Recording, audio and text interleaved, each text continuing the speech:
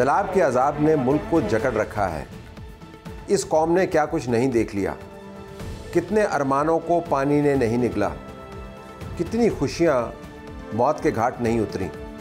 याद करें, सवात में सियालकोट के एक ही ख़ानदान के 16 अफराद सैलाब की नज़र हुए। फिर इस्लामाबाद की निजी सोसाइटी में बरसाती नाले में बाप बेटी बह गए। वालिद की लाश और गाड़ी बहुत देर के बाद मिली, बेटी की लाश न मिल सकी। कुछ ऐसा ही वाक़या आज़ाद कश्मीर में पुंछ यूनिवर्सिटी की प्रोफेसर के साथ हुआ।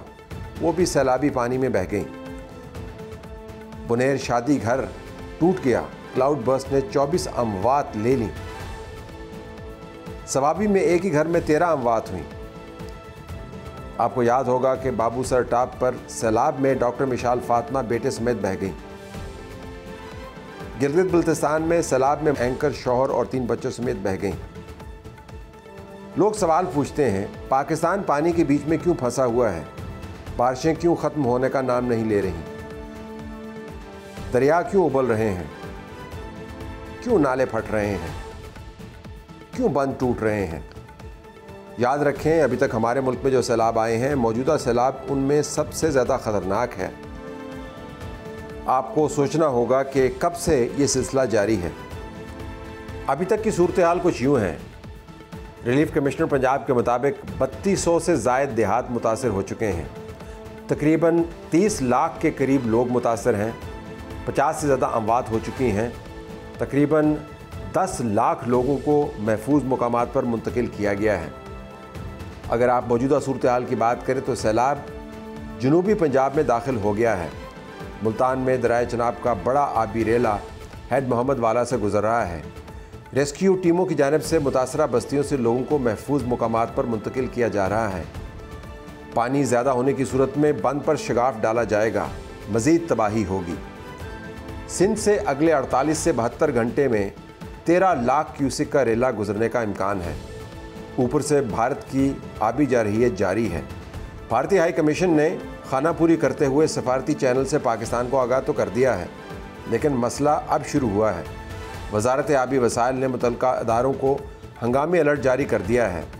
दूसरे शहरों के साथ फिरोजपुर में भी सैलाब का खदशा है।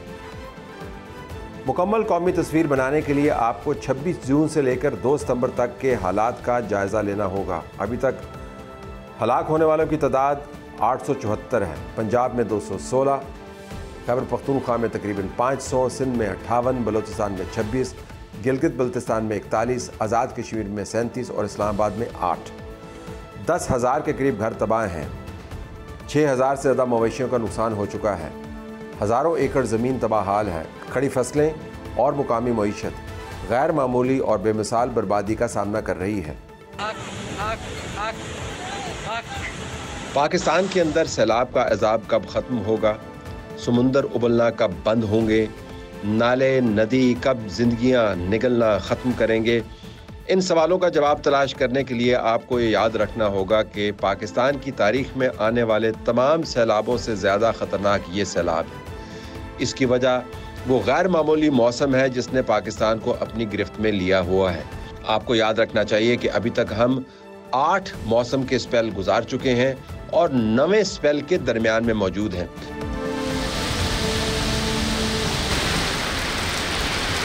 याद करें, पहला स्पेल 26 जून से 2 जुलाई तक बरसा। पंजाब, सिंध, गिलगित बल्तिस्तान और बलूचिस्तान के हिस्से मुतासर हुए। अर्बन फ्लडिंग, करंट लगने के वाकयात, 70 अमवात हुई। दूसरा स्पेल 2 जुलाई से 15 जुलाई को आया।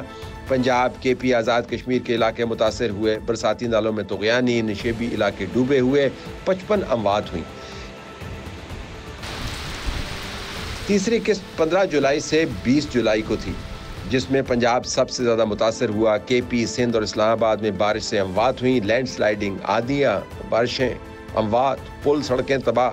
500 घरों को नुकसान हुआ।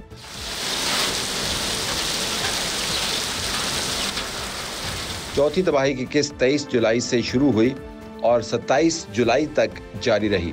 इसने बलूचिस्तान को भी लपेट में लिया। तुरबत, पंजगूर, कलात मुतासर हुए। पंजाब में सबसे ज्यादा अमवात हुई। फिर आया 5वां स्पेल 28 जुलाई को और आज़ादी के महीने के आगाज़ को गमगीन कर गया। सिंध, पंजाब, इस्लामाबाद में बारिशें हुई, अमवात हुई, हज़ारों एकड़ फसलें तबाह और बर्बाद हो गईं। इसके बाद हमारा ख्याल था कि शायद स्पेल ख़त्म हो गए, लेकिन छठे स्पेल का हमने हर तरफ चर्चा सुना। 10 अगस्त से 14 अगस्त तक ये स्पेल जारी रहा। इसने पाकिस्तान के शुमाल मगरब में बर्बादी के सबसे ज़्यादा किस्से लिखे। खैबर पख्तूनख्वा मुतासर हुआ, आज़ाद जम्मू और कश्मीर में बारिशें हुई, गिलगित में तबाही मची। खैबर पख्तूनख्वा में सैलाब से इस स्पेल में 200 अमवात हुई। 7वें स्पेल ने इन्हीं इलाकों को निशाना बनाया। सवात, दीर, शांगला, कोहिस्तान, आज़ाद कश्मीर, गिलगित बल्तिस्तान, 347 अमवात हुई। 8वें स्पेल ने इस तूफान का रुख पंजाब की तरफ मोड़ा और सिंध को निशाना बनाया। 20 अगस्त से 24 अगस्त तक होने वाले वाक़यात हमारे जहनों में अभी भी ताज़ा हैं। पंजाब में इन स्पेल के दौरान सबसे ज़्यादा नुकसान हुआ। सिंध भी इसका निशाना बना। गिलगित में भी बारिशों का नुकसान हुआ। अगरचे सतलज और रावी ने जिंदगी को तबाह बर्बाद करने में अपना हिस्सा डाला, लेकिन सैलाब से सबसे ज़्यादा नुकसान दरियाए चनाब के तवस्सुत हुआ। दरियाए चनाब सतलज और रावी की तरह अभी भी बिखरा हुआ है।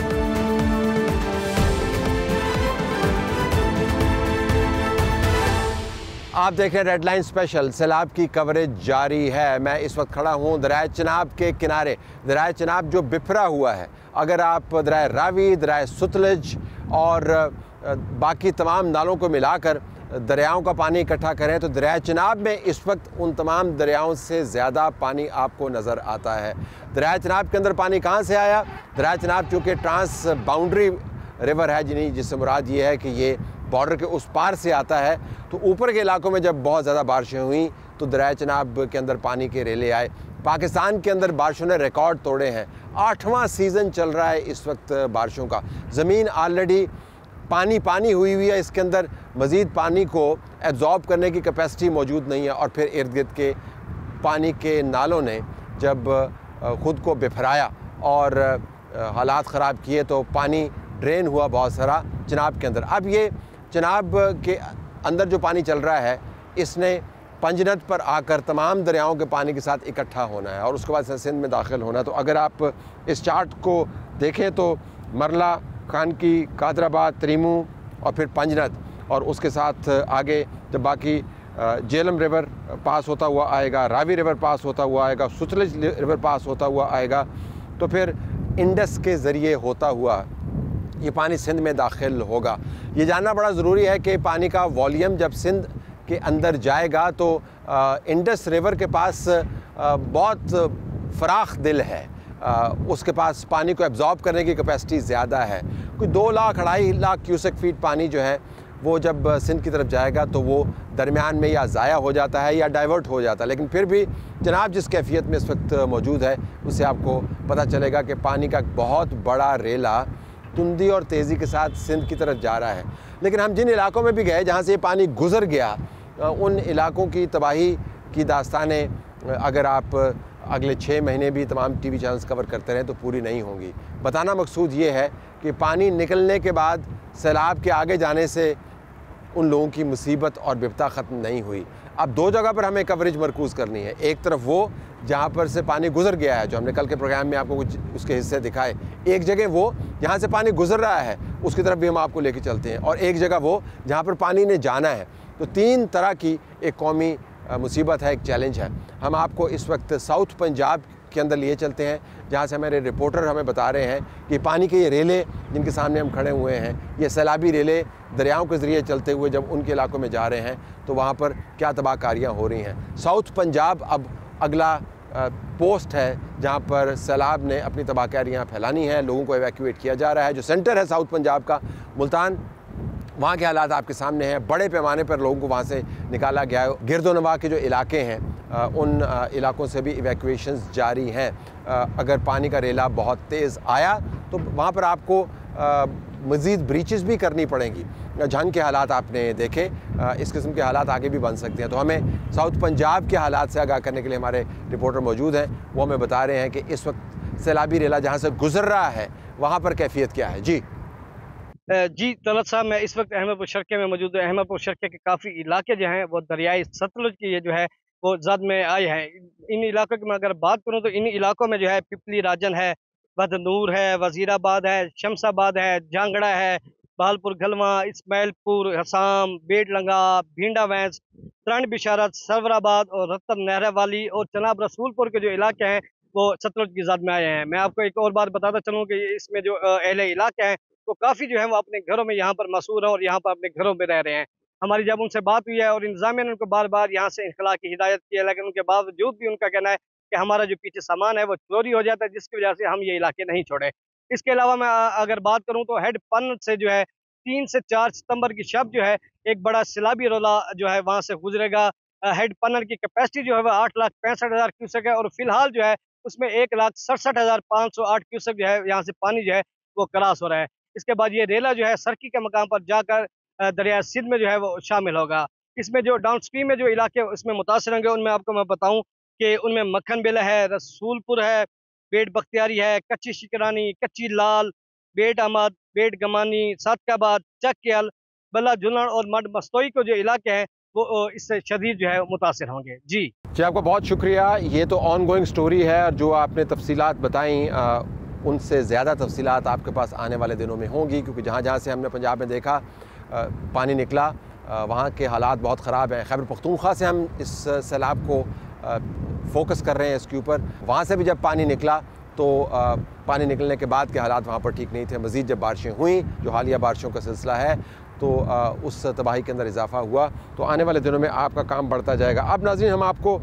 सिंध लिए चलते हैं। सिंध के पास वार्निंग टाइम काफ़ी था, क्योंकि जब ये पानी का इकट्ठ होना शुरू हुआ और दरिया बिखरे नालों ने उबलना शुरू किया और पहाड़ों के ढलवानों से पानी आया और हिंदुस्तान ने पानी छोड़ा और ज़मीन के अंदर मज़ीद पानी को एब्ज़ॉर्ब करने की कैपेसिटी ख़त्म हो गई, तो उस वक्त सब ये बात कर रहे थे कि सिंध के अंदर ये पानी जाना है, क्योंकि अगला जो स्टॉप ओवर है सिंध है और कोटरी के ज़रिए ये पानी समुंदर के अंदर जाना है। कुछ डिबेट इस्लामाबाद के अंदर हमने सुनी, जिसके अंदर ये कहा जा रहा है कि हमेशा से आर्गूमेंट ये किया जाता है कि दरिया सिंध के अंदर पानी नहीं है, कोटरी जो है वहाँ से पानी आप कम भेजते हैं समुंदर के अंदर, और समुंदर के अंदर पानी कम जाने की वजह से समुंदर ऊपर चढ़ा आता है। तो बहुत सारे ऐसे इलाके हैं सिंध के जिनको समुंदर का पानी खा रहा है, तो आपको पानी दरिया का फेंकना है समुंदर के अंदर ताकि समुंदर के पानी को धक्का देकर वो पीछे ले जाए। इस मरतबा हमें बताया गया कि तकरीबन 1,16,00,000 क्यूसेक के करीब पानी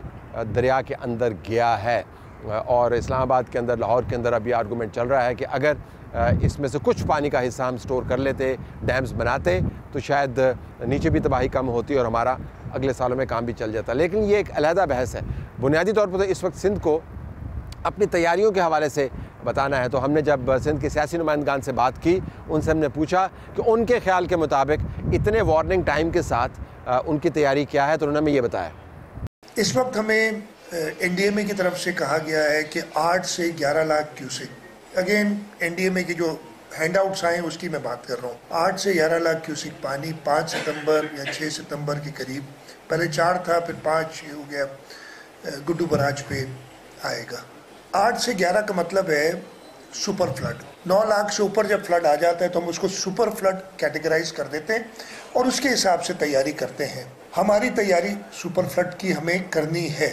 सबसे पहले हमने इंसानी जान को बचाने की कोशिश करनी है, उसके साथ साथ जो लोगों का माल मवेशी है उसको बचाने की कोशिश। तीसरा, उसको हम आगे पीछे कर लें इक्वल प्रायोरिटी, लेकिन मैं इंसानी जानों को ज़्यादा प्रायोरिटी दूंगा हमेशा, है कि हमने अपने बराजेस को सेफ रखना है, चाहे गुड्डू बराज हो चाहे सक्कर हो, और ये पानी आगे कोटरी बराज पे भी आना है। और फिर जो कि अगेन ये चारों इक्वली इम्पॉर्टेंट है, हमें बंद अपने महफूज रखने कि बंदों से पानी दरिया का बाहर ना निकले। 2010 के फ्लड के बाद हमने बंदों पे काफ़ी काम किया है। 2010 का जो फ्लड था, जो तकरीबन गुड्डू से 11,48,000 क्यूसेक पानी क्रॉस किया था, उस वक्त जो पानी का लेवल था हमारे बंद उससे 6 फुट ऊपर है। मैं कल गया था गुड्डू बराज और सक्खर बराज और उसका मैंने मुआयना किया।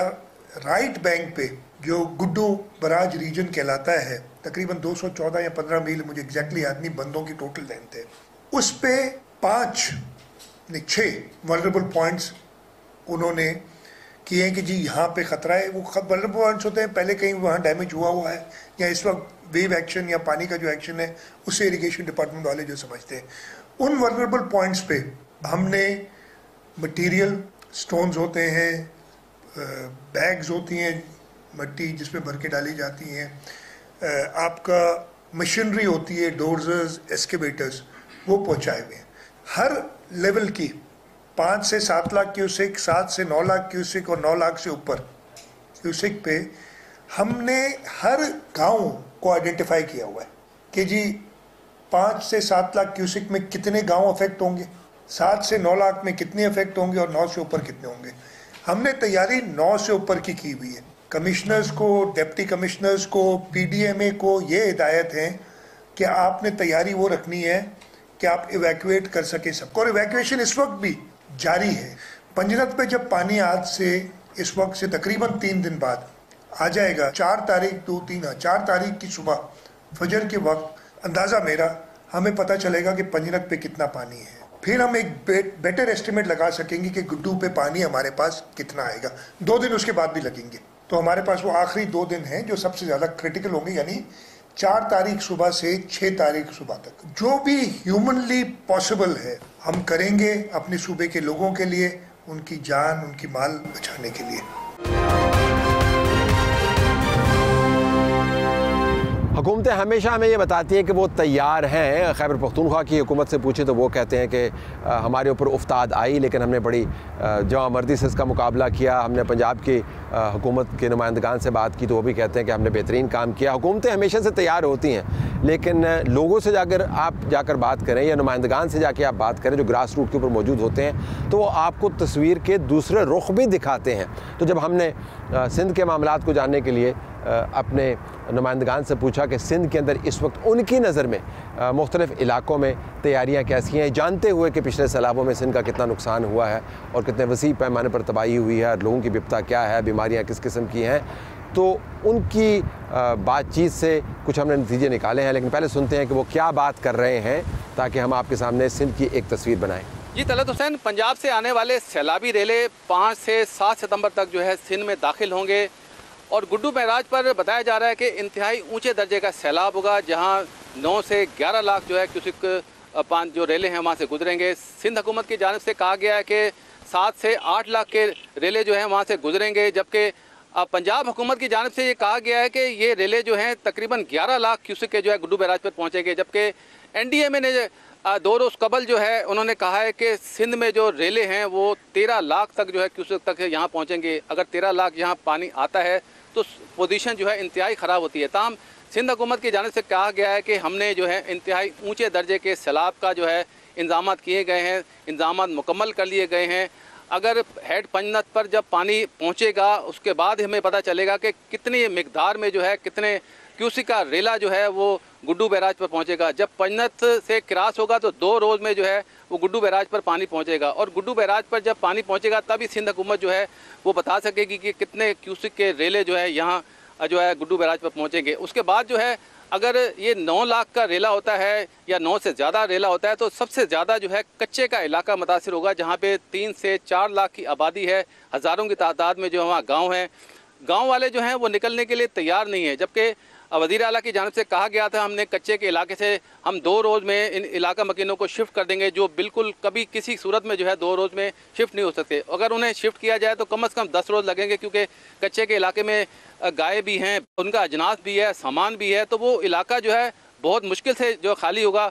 और वज़ीर आला ने कहा है कि हमारे पास जो है इस वक्त 200 से ज़ायद जो हमने कश्तियों का बंदोबस्त किया है, नेवी की कश्तियाँ भी हैं, हमने प्राइवेट कश्तियों का बंदोबस्त किया है, 1122 के पास भी जो कश्तियाँ मौजूद हैं उनसे भी हम मदद लेंगे, आर्मी से भी मदद लेंगे कच्चे के इलाके से निकालने के लिए। लेकिन 2 रोज़ के अंदर जो है कच्चे का इलाका जो है खाली करना जो है मुश्किल है। जबकि वज़ीर आला ने यह भी बताया था कि 16 लाख अफराद जो हैं, अगर इंतहाई ऊंचे दर्जे का सुपर फ्लड आता है, जिस तरह 2010 में सैलाब आया था, आपने भी देखा और हमने भी देखा, रिपोर्टिंग की, तो 2010 में जो पोजीशन थी, जो बताया जा रहा था कि 8 से 9 लाख का रेला आएगा, लेकिन जो रेला आया वो 12 लाख क्यूसिक का आया, जिसकी वजह से गुड्डू बैराज को और सखर बैराज को बचाने के लिए, ख़ास तौर पर जो सखर बैराज है उसको बचाने के लिए तोड़ी बंद को जो है तोड़ना पड़ा। और उसके बाद जो है बहुत बड़ा इलाका जो है मुतासिर हुआ, सिंध से लेकर बलूचिस्तान, बलूचिस्तान से लेकर जो दादू है, जोही है और दीगर इलाके हैं वो ज़ेरे आब आ गए, तो लाखों अफराद जो है मुतासिर हुए थे। हुकूमत सिंध इस बार कह रही है कि हमने तमाम इंतजाम कर लिए हैं और कश्तियाँ का बंदोबस्त भी किया गया है।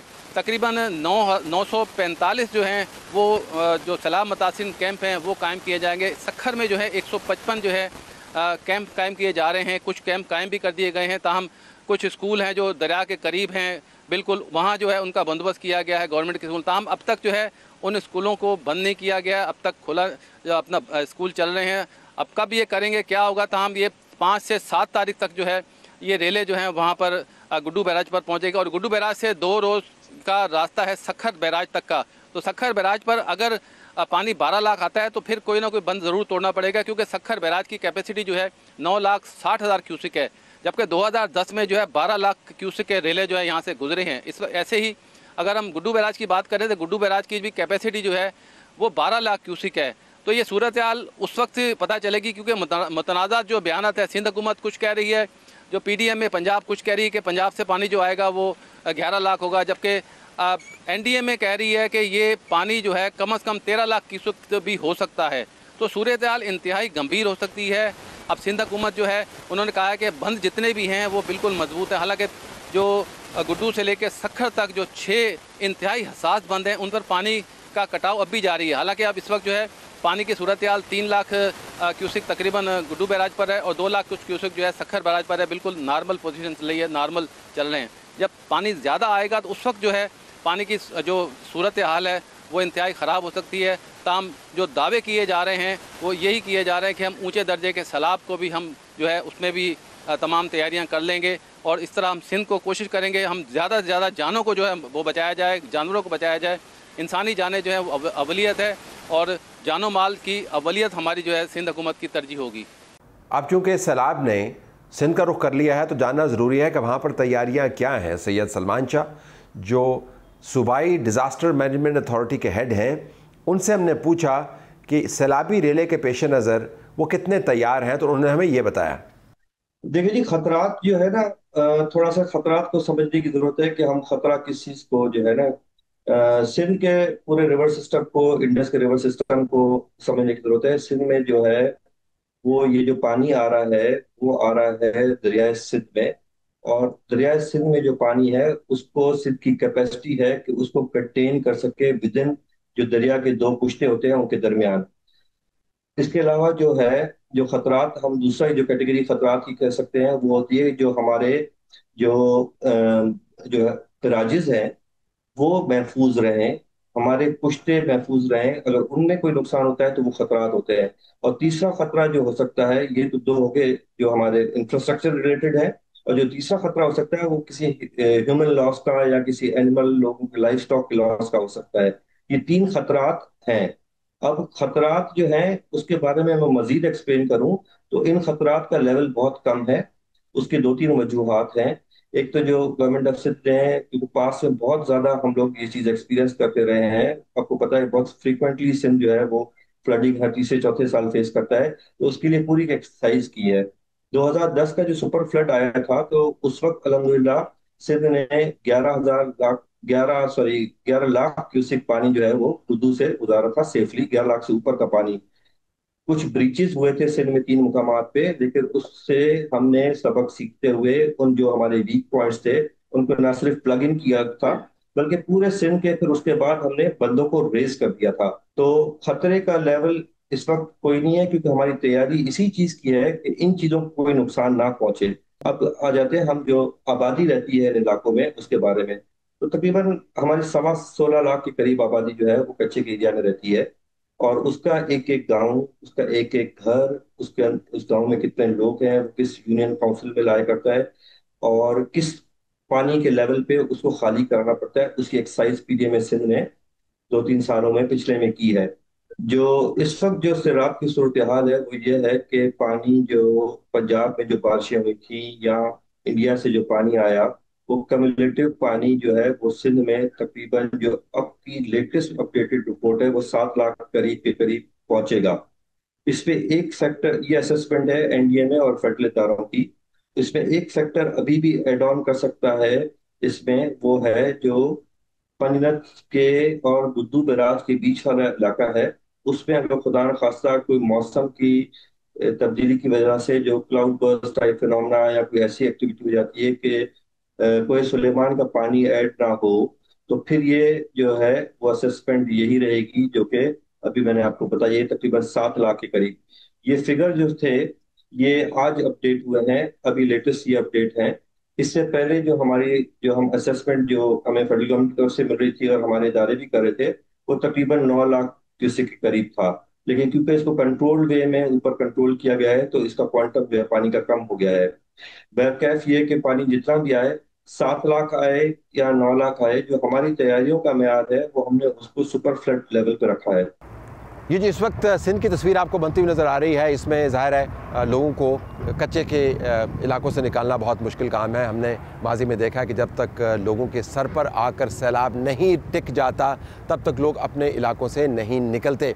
बाज़ लोगों का ख्याल होता है कि सैलाब को हम मैनेज कर सकते हैं, सैलाब हमारे लिए कोई नई चीज़ नहीं है। हमारे पास कच्चे के डेरे मौजूद हैं, हमारे पास पक्के के डेरे मौजूद हैं। कच्चे के डेरे से निकल के पक्के के डेरे में चले जाएंगे, लोग वक्ती तौर पर नकल मकानी करेंगे। आपको 2-2, 3-3 किलोमीटर के ऊपर लोग दरिया के पार बैठे हुए नज़र आएंगे, जिनके पार से बैठ के अपने घरों को देखते हैं जो बाहर डूबे हुए नज़र आते हैं, लेकिन उनका मानना यह है कि सैलाब का पानी निकल जाता है और हम सामने बैठे हुए हैं, हमारे यहाँ पर कोई ख़तरा नहीं है। लेकिन इस मरतबा जो पानी आ रहा है वो पानी बहुत ज़्यादा है, तो लोगों को क्या हम बर वक्त निकाल पाए। और दूसरा जो हमने मामला माजी में देखा सिंध के हवाले से, वो ये कि जब आप लोगों को निकालते हैं तो कहने को तो रिलीफ कैंप होते हैं, लेकिन जिन जगहों पर निकालते हैं लोग अपने घरों से दूर नहीं जाते, वो बंद के ऊपर बैठे हुए होते हैं। वो इसरार करते हैं कि हमने बंद के ऊपर बैठना है, उनको अपने घर, अपने गोठ, अपने जानवर, अपना माल मता सब नज़र आ रहा होता है। उन बंदों के ऊपर फिर आपको रिलीफ कैंप लगाने होते हैं। अगर आपने रिलीफ कैंप उनके घरों से, उनके गोठों से दूर लगाए तो उन रिलीफ कैंप्स के अंदर नहीं जाते। जिन जगहों पर रिलीफ कैंप आपने लगाने हैं उन जगहों को तयन करना बहुत अहम होगा। फिर अगर बंदों पर आपने रिलीफ कैंप्स लगाने हैं तो उनकी मैनेजमेंट क्या होगी, लोगों को खुराक किस किस्म की मुहैया होगी, आपके पास मोबाइल यूनिट्स कितने होंगे। बहुत बड़ी तादाद में लोग जगहों पर आपको नज़र आते हैं, तो बंदों से हट के वो फिर सड़क के किनारे बैठ जाते हैं और आप तहद्दे निगाह सड़क के ऊपर अगर ड्राइव करें तो आपको कतार दर कतार लोग बैठे हुए नज़र आते हैं, जिसके अंदर ख़वातीन मौजूद हैं, बच्चे मौजूद हैं, जानवर मौजूद हैं, सामान अगर वो अपने साथ ला सकें तो वो मौजूद हैं। तो ये लंबी कतार जो सड़क के करीब मौजूद होती है, इर्द गिर्द मौजूद होती है, इसको टैकल करना बहुत ही मुश्किल होता है। जो बांध के ऊपर लोग बैठ गए या जो अंदर मौजूद रह गए, उनको एक्सेस करना बोट के ज़रिए और बंदों पर बैठे हुए लोगों को एक्सेस करना आसान है। सड़कों के ऊपर जो लोग बैठे हुए हैं उनके बारे में आप ना वहाँ पर रिलीफ कैंप लगा सकते हैं, ना आप वहाँ पर उनको टेंट फराहम कर सकते हैं। तो आप क्या करेंगे? उम्मीद सिंध की हुकूमत ये कर रही है कि पानी जल्दी उतर जाएगा। पंजाब के अंदर हमने देखा कि मज़ीद बारिशों की वजह से बाज़ एस्टिमेट्स ये हैं कि गाँव में से और गोठों में से और मौज़ों में से पानी जो है शायद 1.5 माह भी ना निकले। सिंध के अंदर उनका ख्याल है क्योंकि ये ड्रेन है तो ड्रेन होकर इसने जाना है आगे, तो पानी शायद 2 हफ्तों के अंदर ड्रेन हो जाए। अमूमन ऐसा नहीं होता, तो जो तैयारी करनी है वो 1.5 से 2 महीने की करनी है। खुराक भी मुहैया करनी है, इलाज भी देना है और लोगों को ये एतमाद भी देना है कि जब वो वापस जाएंगे तो उनका घर सलामत होगा। तो ये बहुत बड़ा एक इंतज़ामी चैलेंज हमें नज़र आता है। पंजाब से पहले खैबर पख्तूनख्वा के अंदर से सैलाबों का जो सिलसिला शुरू हुआ और उससे पहले गिलगित बल्तिस्तान के अगर आप वाक़यात देखें तो पाकिस्तान की रियासत के पास रिस्पॉन्स टाइम काफ़ी था, लेकिन चूँकि हमारी आदत बन गई है कि हम सैलाब को तोड़ कर कवर करते हैं। कभी हम गिलगित बल्तिस्तान पर फोकस करते हैं सिर्फ, कभी हम सिर्फ खैबर पख्तूनख्वा पर फोकस करते हैं, कभी पंजाब पर फोकस करते हैं, कभी बलूचिस्तान के हिस्सों पर फोकस करते हैं और फिर सिंध पर फोकस करते हैं। और फिर जब सिंध में सैलाब दाखिल होता है तो तमाम बाकी सूबे अपनी अपनी विपदा में मुब्तला हो जाते हैं। ये सैलाब आपको बताते हैं कि इस कौम के मसाइल और इसका मुस्तकबिल जुड़ा हुआ है। पानी सूबाई तकसीम के ऊपर यकीन नहीं रखता, पानी कब्ज़े के ऊपर यकीन नहीं रखता, पानी हर जगह पर एक ही तरह से या तबाही देता है आपको या मौक़े फराहम करता है। अगर हमने सैलाबों से कुछ सीखना है तो ये कि हमने एक नेशनल फ्लड मैनेजमेंट स्ट्रेटजी बनानी है जिसका ताल्लुक़ किसी सूबे से ना हो, किसी सियासी जमात से ना हो, और जो तमाम के तमाम फ्लड्स को मॉनिटर करें। 2014 के फ्लड्स अगर आप देखें, 2010 के फ्लड्स अगर आप देखें और उससे पहले 1992 के फ्लड जो हमने बतौर अखबारी रिपोर्टर कवर किए, अगर आप देखें तो आपको पता चलेगा कि हम फ्लड के साथ साथ चलते हैं और जहाँ पर पानी निकल जाता है वहाँ पर हमारी फ्लड की कवरेज और पॉलिसी ख़त्म हो जाती है। हम इस प्रोग्राम के तवसत आपको बताना चाहते हैं कि पानी जहाँ जहाँ तक गया और जहाँ जहाँ से निकला वहाँ तक अब दरिया की पहुँच है, सैलाब की पहुँच है। अगर आपने इस पहुँच को संजीदगी से नहीं लिया तो अगले साल हालात खुदा न खास्ता इससे ज़्यादा ख़राब हो सकते हैं। तलत हुसैन को इजाज़त दीजिए जनाब से। अल्लाह हाफ़िज़।